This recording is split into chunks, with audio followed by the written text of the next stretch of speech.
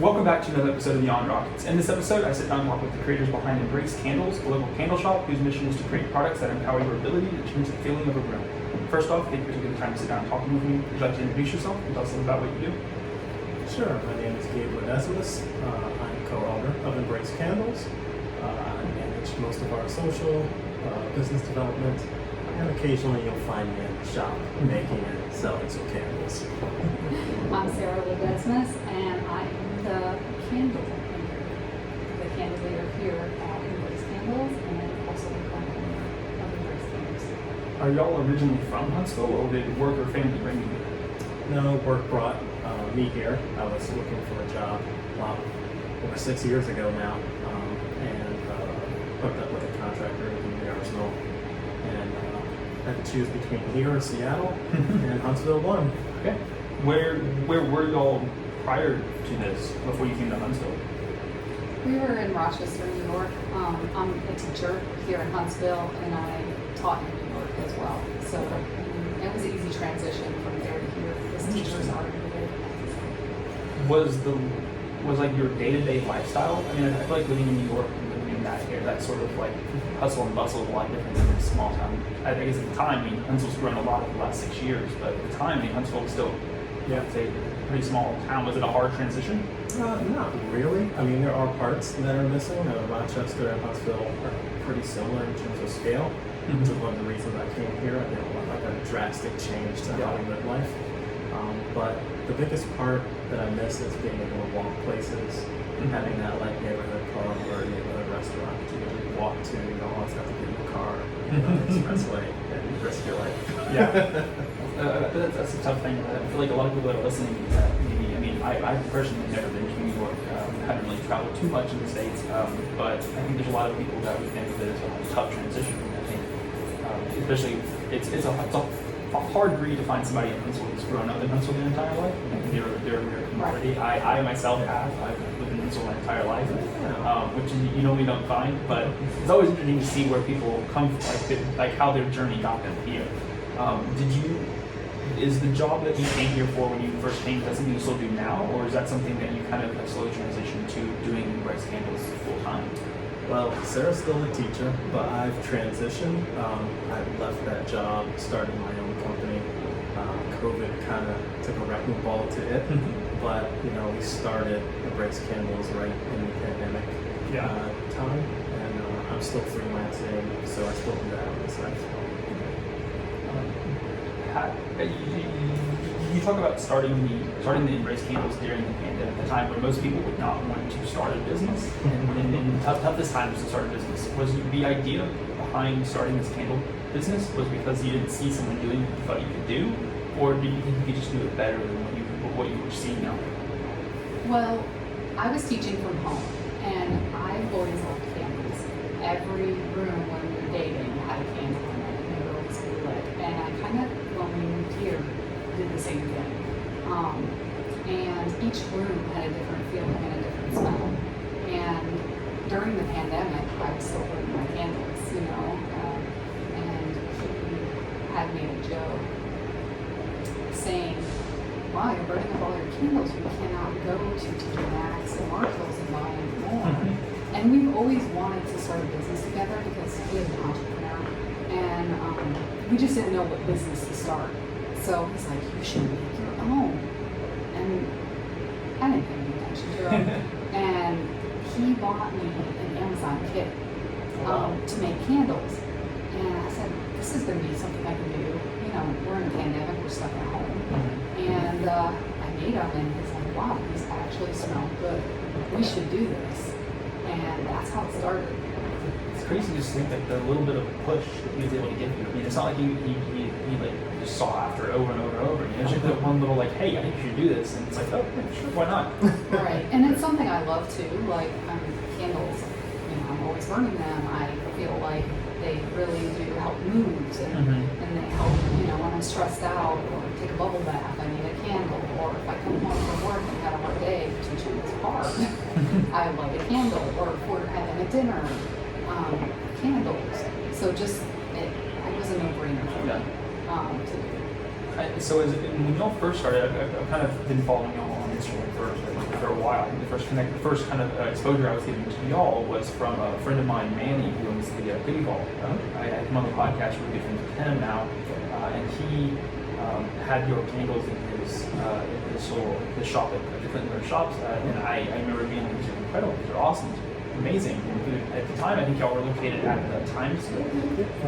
We're in the AL.com. AL.com, okay. Was the transition from that building to where we are now at Low Mill, was the growth, I guess kind of backtracking a little bit, was the growth when y'all first started the candle thing, was it a huge growth at the time? Were people, I mean, I feel like people shopping online and people just being at home, I feel like candles were a huge commodity at the time. Was that the success you saw? I will say yes. I'm not going to have too much of an ego about it, but I think once we isolated what our passion was, that thing that we really would like to either sell or make, and wouldn't get sick of it, or wouldn't just be doing it for the money. I like candles too. I came to realize that during the pandemic. I'm like, wow, these candles are really doing something. Okay, I guess I'm a candle man now, whatever. But then I became very strategic about how we were going to do it because plenty of people who start businesses and don't have a good strategy. So I actually sat for a couple of weeks and just developed a decent strategy based off of not how much we could do or how little we could do and still grow. Interesting. So we started actually right next door to where my old animation studio was. I had an empty room at the time, so I said, let's put the candle studio in there. And we just started cooking candles in there and selling out of there, working online. And Going to markets. Going to markets, yeah. Okay. Green Street, downtown. The first Saturdays of the month is Super Saturday sidewalk sales. Yeah. We Okay. get those every month. Just all the fall festivals and the Christmas festivals that they had here during the pandemic. That's where we started. And right after. But I kind of always knew we would need a shop at some point. So I just kind of wanted to, get our feet wet in Huntsville and kind of see what we could do. And then this spot opened up. And I remember originally it was a spot downtown that I was going to sign the dotted line for, and it just didn't feel right. Yeah. And then had a thought, let me go over there and check it out. Kind of just came in here and walked around, and I was like, okay, this is it. This is where we need to be. So how long did you create candles and go to these markets and just make them out of your house? How long did that process go until you got your first space? Well, we jumped right in. Oh wow. Yeah. So I think it was like maybe 9 months. We put our application in at Low Mill during, when we were still doing it at the AL.com building. Okay. And then I think it was like 6 months, and we're like, maybe we should just bring them the candle. Let's just bring one of our bold brew to the people at Low Mill and see where our application is at. And they had stacks of applicants. And the board was going to meet or whatever, and we got a call about 6 months after our application. yeah.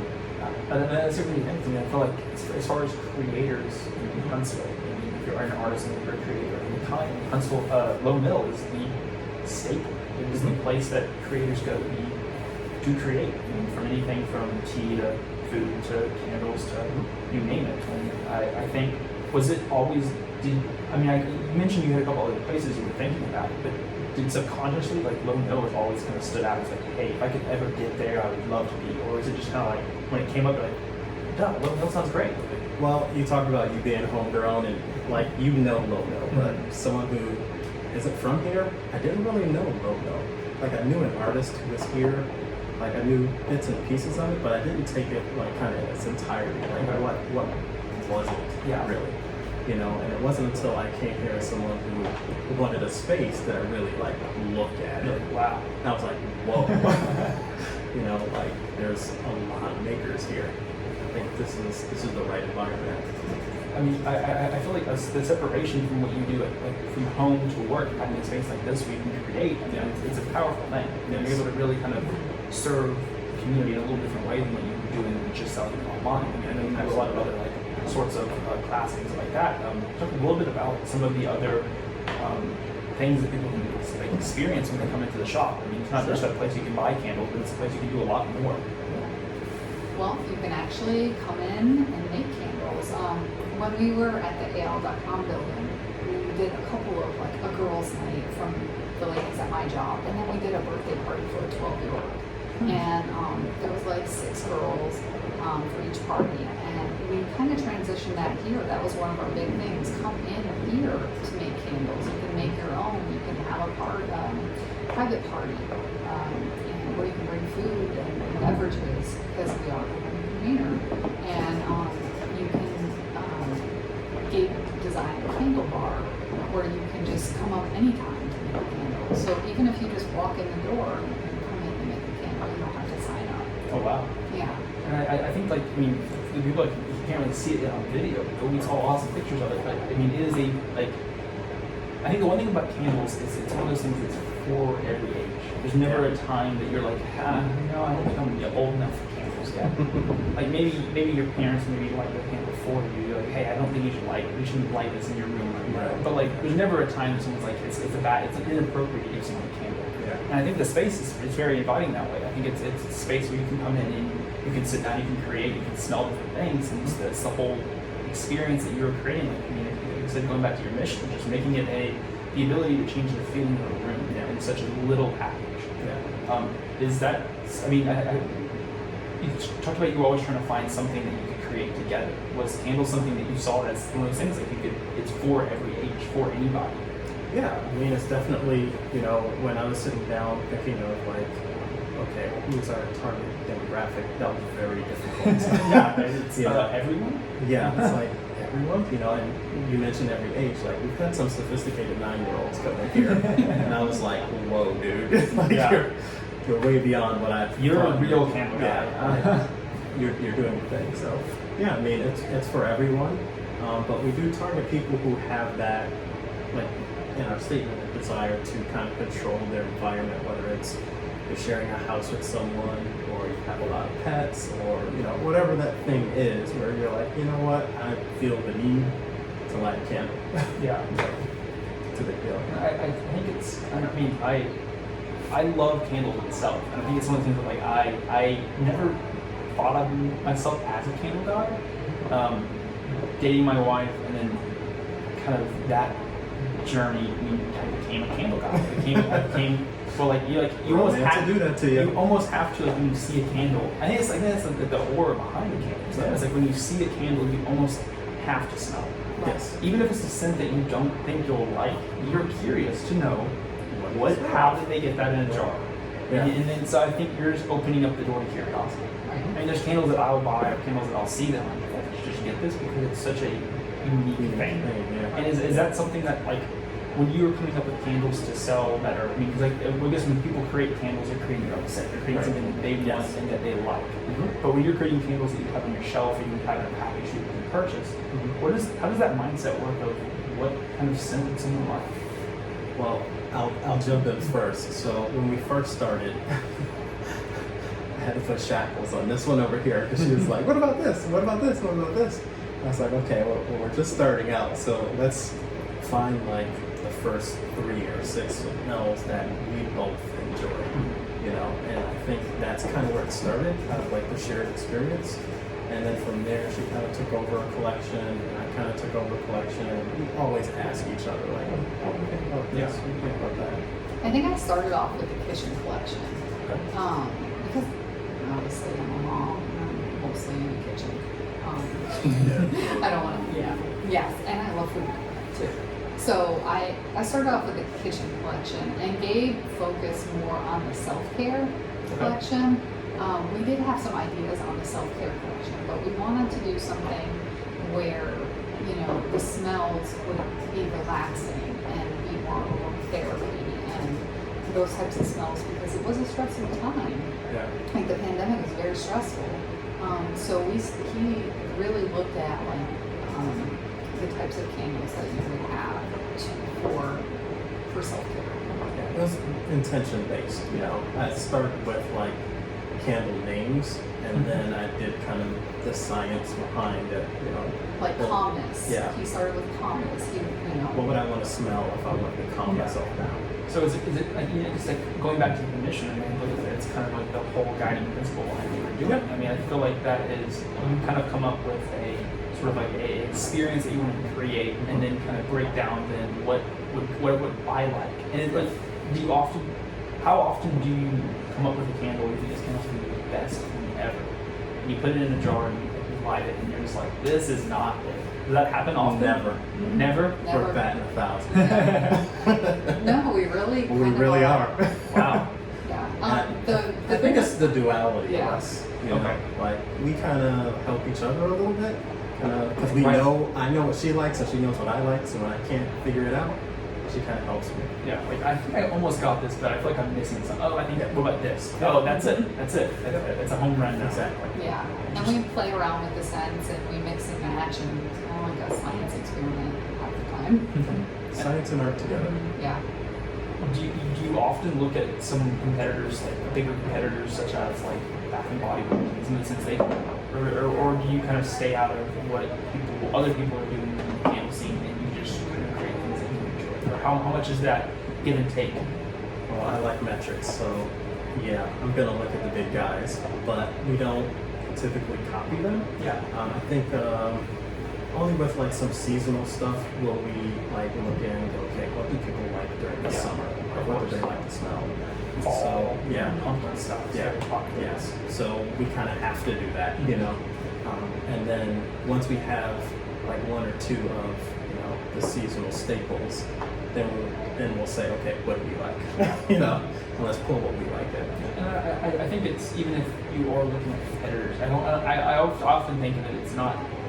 I listened to something recently talked about that. I don't look at what you're doing. Like if I was making a candle business, which is not anything that I ever want to do.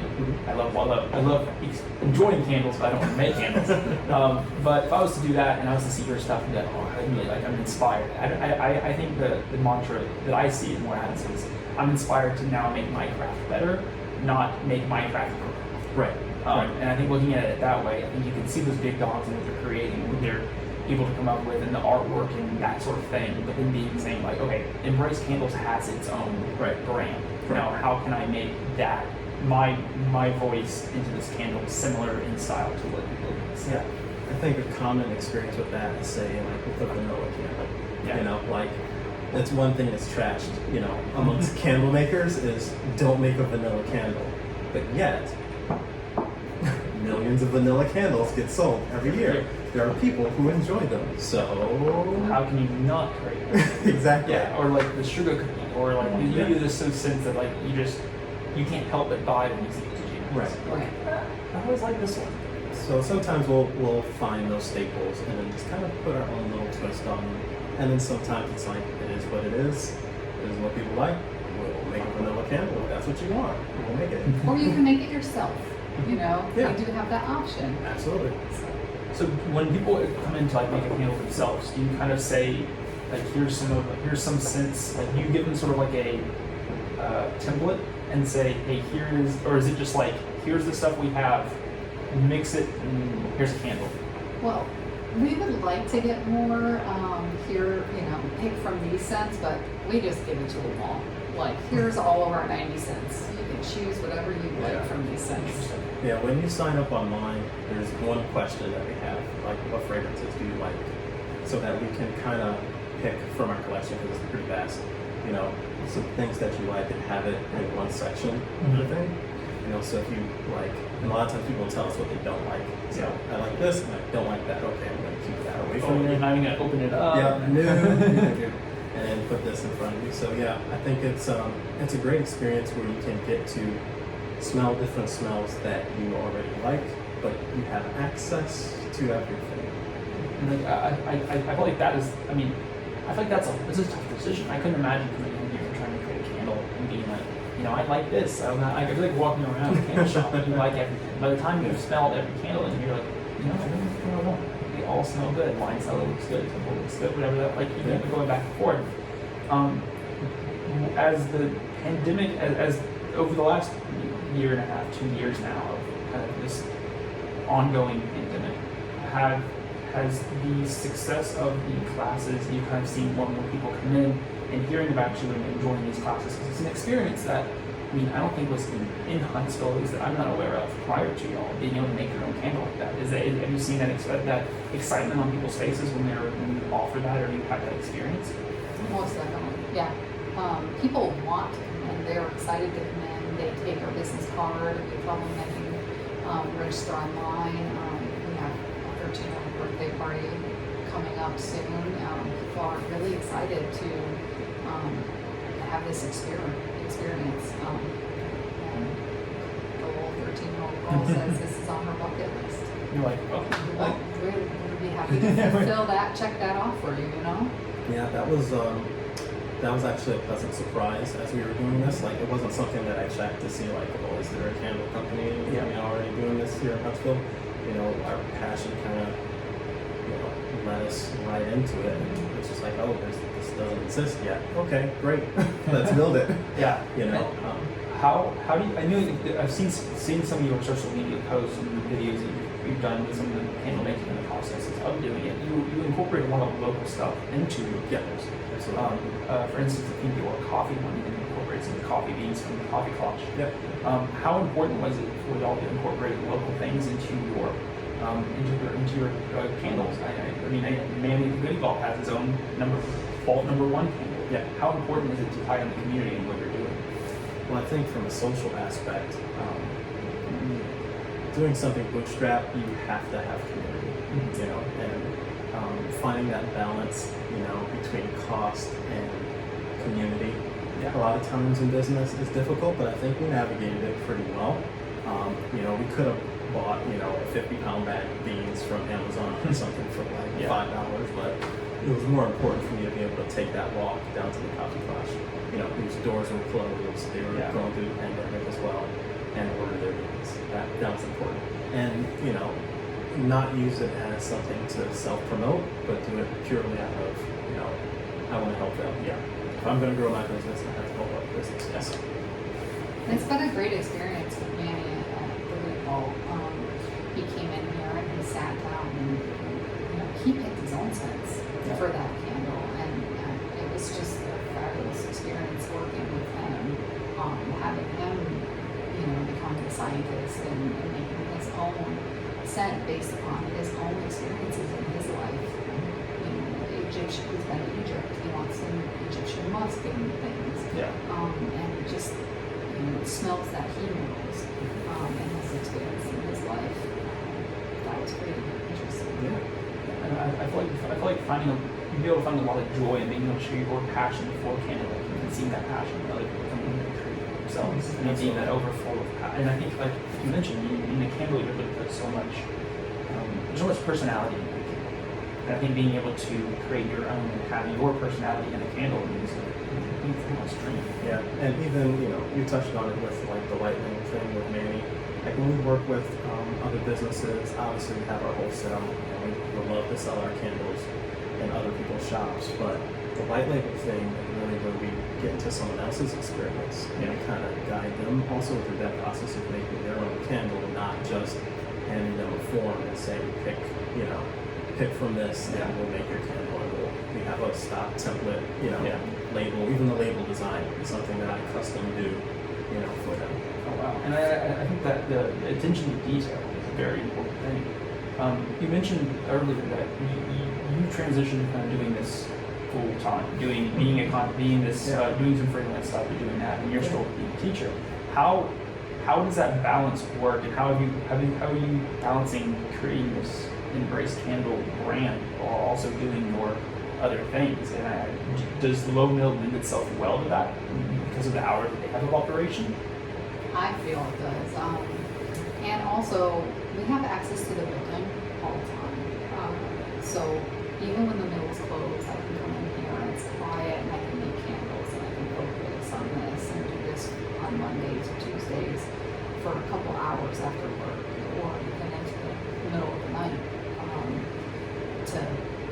for production. Mhm. So the mill is open to neighbors at all hours. It's not something that is just during business hours. hours, which really does help when you have Mhm. Yeah, definitely. I think that was one of the things that stopped me for another location was that you'll have to be open all the time. Yeah. You know, and having the compressed schedule here really helped me kind of focus, my time between two things. So the balance is kind of imbalanced. And I think it's one of those things that, over time, that you begin to navigate it a little bit Oh, yeah. for sure. Oh, yeah. Because one of those things that don't get into anything new, especially even if it's something you've been doing for a little bit. Having a new location is a new step in that process. You have to learn new things. I think being able to have a space that's the size you're able to really catering it more towards even the consumer when they come in. Like, what candles do you want to put closer to it for merchandising purposes and all that stuff? It is a constant evolution, and that's something that we definitely struggle with because, she does have another career, so a lot of times some decisions just have to be made on the fly. Mhm. And like she'll leave on Monday and come back Friday, and I would have changed something. And it's like, what did you do? Like, sorry, we needed another table. Yeah. How much does that sort of like customer experience go into the decisions you make when you're kind of creating the shop? Kind of the journey you want to take someone on when you're walking the door.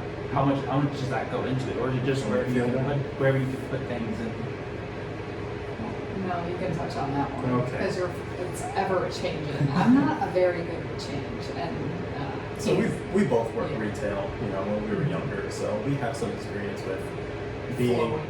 the flow of retail in different shops. I worked at Kohl's, I worked at, all these, other places, but it's, what we're looking for primarily is when someone comes in, ease of access. So we try to keep, open spaces, people coming in with their dogs, if someone has accessibility issues, we don't want that to be a problem. So we don't crowd the space with a bunch of stuff. We try to keep everything collected and neat, and where you can come in and experience each collection individually. You walk over here, kitchen smells, self-care, okay. And then obviously we have to have our own space in the back where we make everything, and sometimes it's clean, sometimes it's not, but it's fun. Yeah, and I think it's one of the same things that it's always changing, it's ever changing. It's always the time of the season. Yep. As you rotate things to what you think are more important, we're going to come in there and see it. We're going to glance at it. I think even having candle as your product, it's not necessarily taking as much space as in other products you might. Yeah. You're really just dealing with shelving, you're dealing with table setups and displays and stuff. Over this 1.5 to 2 year journey of doing what you're doing, how much of your success thus far would you contribute to your hard work, and how much would you contribute to being in the right place at the right time? oh wow. I would like to hear your opinion. I think it's hard work. I think it's about 80, like 80% hard work, 20% timing. Because it hasn't been easy, and we've been, selling candles out of our car at one point, and then just the constant grinding. Like, what festival are we gonna do? Like, then with the Alabama heat, it's like we can't do, the Friday night art walks because our candles start to leak, and so we have to pick and choose like seasons, like when we can be outside and do those at the beginning. So we're like, this is an online month, through September because our candles are starting to melt out in the heat. So I just feel like in the beginning it was more definitely hard work, and now it's kind of just like we're here, we made it. Okay, what else do we have to do? So I would say 80-20. I think that's why we work well together, because I'm the opposite. I think, you say luck, I call that, preparation.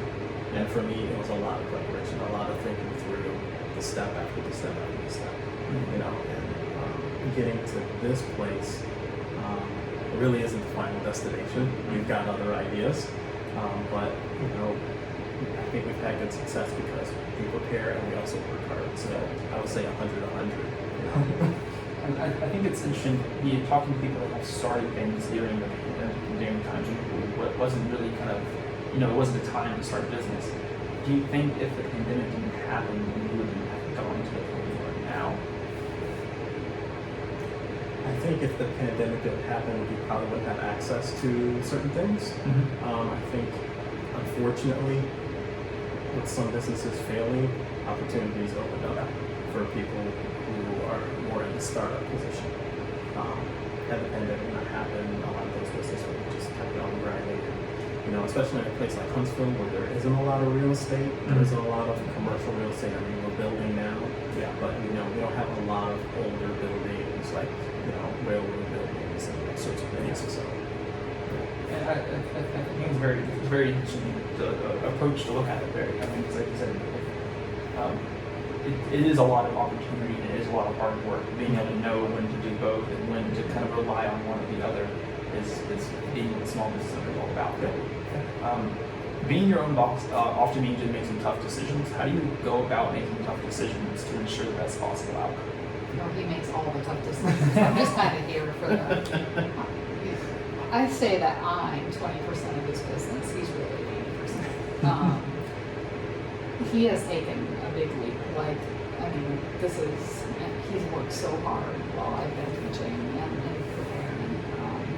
We started this during April of last year, and so I was at work. You know, it was the end of the year. And I had to tough it out. So he really had put all his time and energy. yeah, well, at time and lots of energy. I think tough decisions. Let's see. I haven't had too many, unfortunately. You know, I'm sure they'll pop up. You know, in terms of like finances. You know, I think the toughest decision is figuring out what you don't want to do. Because especially when you have a lot of options to choose from, you got to figure out, okay, what don't I want, and just remove it from the table. Yeah. And whatever you have left, you just try to make the best choice. It's an interesting way to approach it, for sure. I think a lot of people look at it the other way. And look at it as what is the best thing for me, not as what is the worst thing for me. But I think looking at it that way, I mean, it almost opens your eyes to what is the right decision. Well, I wouldn't say the worst. I would phrase it more as where would I hit a wall? Like, if I made those decisions, would I hit How far would that take me? Yeah, how far could I go? Yeah. And then if that can't get me to where I'm looking for, then I need to make a different decision. Yep. Do you look at what you're doing with Embrace Candles as, do you look how far in advance, or how do you have to reel yourself back in to think of like where am I at now, or are you constantly looking at where am I going to be in 5 months and 10 months and a year and 2 I'm years? constantly looking. Constantly looking Yeah. forward. Yeah, constantly looking forward, and as I'm in the now, you know, doing what I'm doing, thinking about the future and how what I'm doing, how it's going to change that. You know, Helps bring perspective, I guess, a little bit. like one opportunity that presented itself was we got a call from a mall that's somewhere between here and Birmingham, and they were like, "Would you like to open up a shop here?"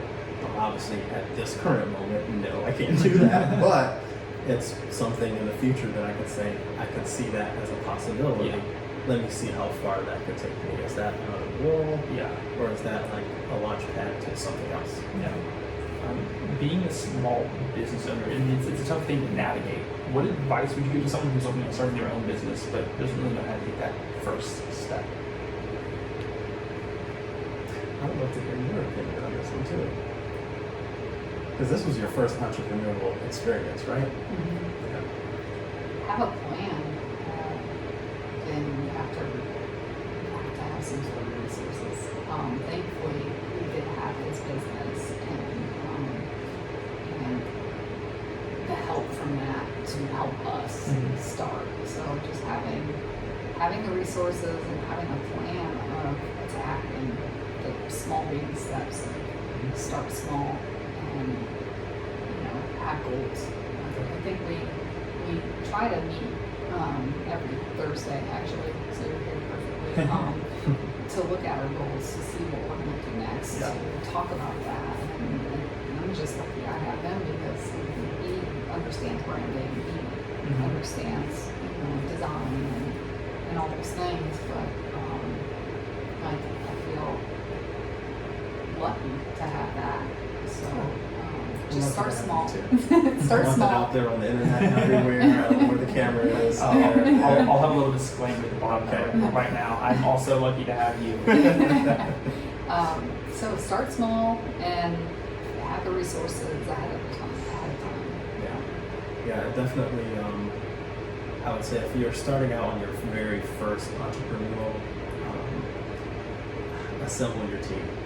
I think I waited too late to do that on my first one. I tried to do it all myself, and you gotta find help in some form or fashion. Even with the small things like getting an accountant, like I struggled with that like the first 2 years, made horrible mistakes, Yeah. you know, and I was like, you know what, I give up. The ball's in someone else's Yeah, court now. you take care of it. And it's been fantastic. Yeah, and I think that's also a tough thing for a lot of people. I think when you think of starting something for themselves, they have to do every part of that. And some of the toughest decisions and some of the best decisions are the ones where you say, hey, I am not an expert in this. I don't know how to do this, or I don't know how to do this well. Here's a trickier one for you. It's when you are an expert in it, but your time should be spent on something else. Yeah. Like when we first started, I was doing all the design, but I knew people who also knew how to design. Yeah. Like I should let them do it. They, have time and opportunity and want a job to do something. Yeah. And I should be working on, I don't know, inventory or some other part of the business. And I think it's one of those things that like, time is the only thing that you the value of your time is such an important thing. Being able to say, where does my time best spent? And knowing when I should do something or someone else should do something for me, then also realizing that starting a business, I mean, you're only as good. Like, you started the business because you had a vision for it, and you know exactly what you're thinking. And so, like, when you get to the point of having somebody that can almost see it the way you see it, then that's when you're like, hey, you got it. Yeah. Like, you can take over. You can do this for me. I'll do this right now. And we go back and forth. I had a hard time with that in the beginning because I was the one solely making candles. And then I had asked for help from one of my teacher's aides, and she worked with us for a while. And it was just me and her that knew how to make my secret recipes. and then